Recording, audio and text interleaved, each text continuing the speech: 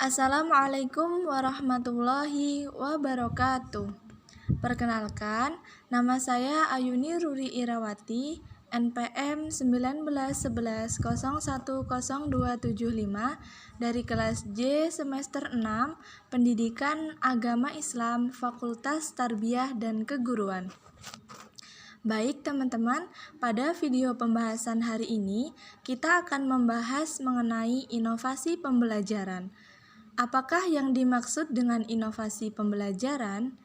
Inovasi dalam pendidikan sebagai pemilihan, pengelolaan dan penggunaan sumber daya dengan cara baru yang unik yang menghasilkan pencapaian kinerja yang lebih baik, berdasarkan standar tujuan dan sasaran yang ditetapkan. Definisi lain tentang inovasi dalam pendidikan menjelaskan sebagai perubahan yang terencana pada aspek tujuan pendidikan, program, kebijakan atau metode untuk meningkatkan kinerja pendidikan. Dari beragam definisi tentang inovasi, terdapat ciri yang hampir sama, yaitu bahwa inovasi sebagai penerapan gagasan, proses, atau alat untuk mencapai hasil kinerja yang lebih baik. Sesuatu dapat disebut sebagai inovasi apabila bersifat baru bagi organisasi yang diperkenalkan dan tidak semata-mata merupakan perubahan yang rutin.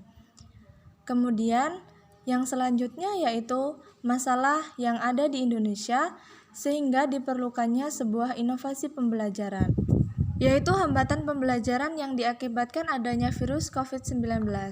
Yang ketiga yaitu faktor yang mendorong adanya inovasi pembelajaran.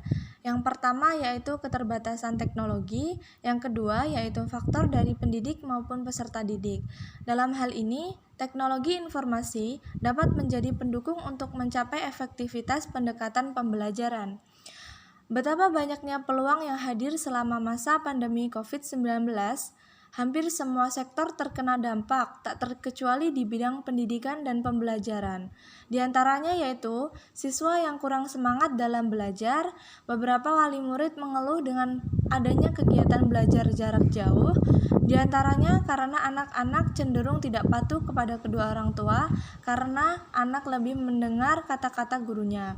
Beberapa siswa tidak memiliki gadget atau gadget yang digunakan secara bergantian dengan adik. Dengan adanya belajar daring, maka timbullah permasalahan-permasalahan yang dihadapi. Dari sejumlah contoh kasus yang telah dipaparkan tadi, menunjukkan bahwa telah tumbuhnya kreativitas dan inovasi pembelajaran oleh para guru sebagai respon terhadap adanya pandemi COVID-19. Pada inovasi tersebut dapat ditemukan sejumlah perubahan penting yang bukan sekedar perubahan teknologi tapi juga perubahan nilai.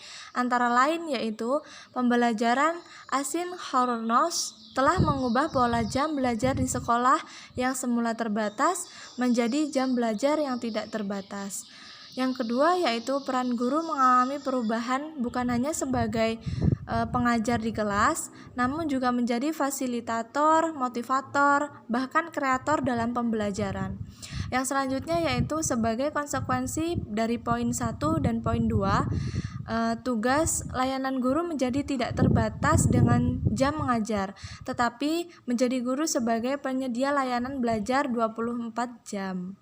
Berkenaan dengan upaya dalam mewujudkan pembelajaran daring yang efektif di masa pandemi COVID-19 ini, dalam pandangan saya ada dua hal yang harus diupayakan, yaitu yang pertama, terjalinnya kerjasama yang baik antara pihak sekolah, dalam hal ini adalah kepala sekolah dan guru, kepada pihak orang tua atau peserta didik dengan melaksanakan beberapa hal, yaitu kepala sekolah. Dalam hal ini, sekolah harus mampu mengelola program pembelajaran secara daring, misalnya dengan membuat ramuan kurikulum yang dirancang dengan akuntabel dan aplikatif dalam pelaksanaannya dengan tanpa mengabaikan kompetensi dasar dan kompetensi inti yang harus dicapai oleh peserta didik selama pembelajaran daring.